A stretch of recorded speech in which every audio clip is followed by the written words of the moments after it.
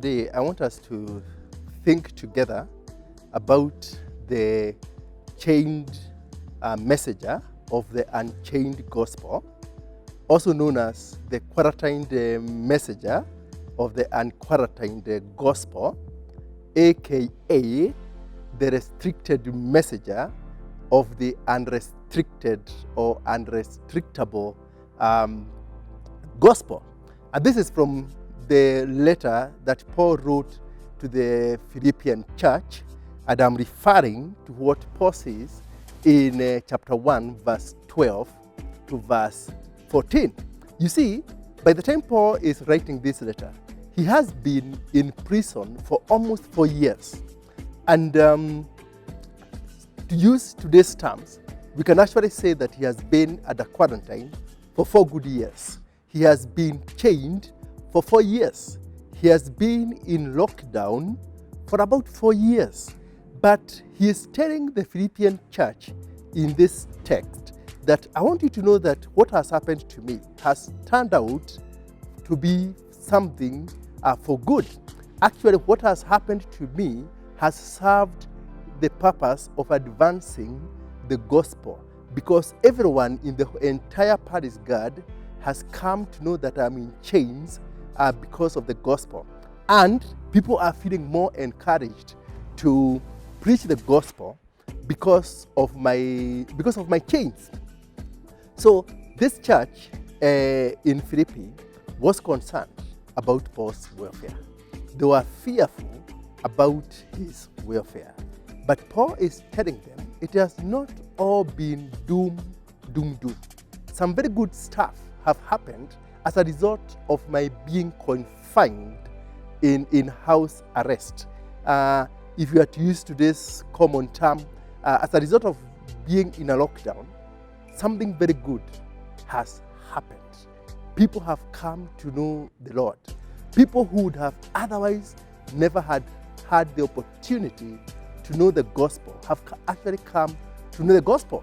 People that I would not have had the opportunity and the privilege to reach out to have come to know the gospel. In other words, in this restriction, in this lockdown that I have been in for almost 4 years now, there have been some gospel opportunities that I have been able to utilize and that have yielded a lot of fruit. In fact, in chapter 4, verse 22, when he is about to close this letter, he sends them greetings from the emperor's household. And he says, receive greetings from the men of God, from the people of God, from the emperor's household. In other words, he's telling them that in the emperor's home, in the emperor's compound, in the emperor's dining table, when he's dining there with those who are privileged those days to eat and drink and wine and dine with him, there were some who had come to know the Lord, and they were sending greetings now to the church in Philippi. So Paul had utilized some gospel opportunities that he came to realize that he had when he was in quarantine, when he was in lockdown, when he was in prison, when he was in chains. And this is because the message of God, the gospel, is not in chains. The gospel is not in a lockdown, and it can continue advancing even in this kind of an atmosphere that Paul found himself in. Now, to speak the truth, there has been a lot of disadvantages of this partial lockdown that we have been in for more than 6 weeks now. But if we are to follow Paul's model, there are many gospel opportunities that have been there also as a result of this lockdown. I would personally think about, could it be that in this lockdown, you have had more time, or you may be having more time to read the Word of God that perhaps previously you didn't have. Not only to read it, but even to memorize it, to meditate on it, to reflect. Could it be that you may be having more time that you can not only meditate on the Word of God, but even set your meditation to to your friends, to your family? Could it be that you have more time now that you can actually use to have extended devotions with your family than maybe you had previously? And especially for those who always reached home after 7 p.m. and now you have to reach home before 7 p.m. In the evening, and you cannot leave home before 5 a.m. In the morning.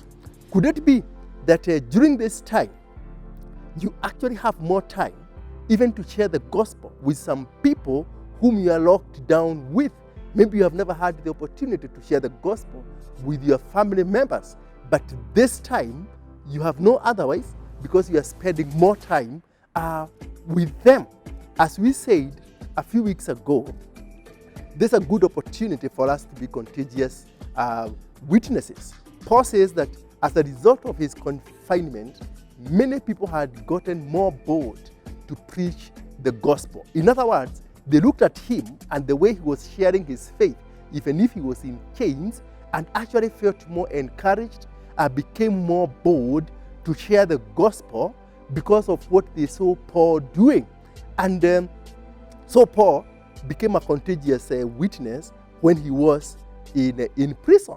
And so even for us, Kenyans, even for us, Nairobi Baptist Church family fraternity, even for us, Nairobians, it is possible that during this time, disadvantaged as we may be, inconvenienced as we may be, locked down as we may be, it could be that there are so many gospel opportunities that God has given us at this time, which we must take advantage of and utilize them, so that as we are emerging on the other side of COVID-19, we shall be able to look back like Paul and say it was not just doom, doom, doom. What happened to us with the partial lockdown in Nairobi, with the restriction of movement out of Nairobi and other major cities in this country, that we shall be able to emerge from those kind of scenarios and say what happened to us served the purpose of advancing the gospel. There are many who have come to know the word of God who would not have had that opportunity were it not for the lockdown.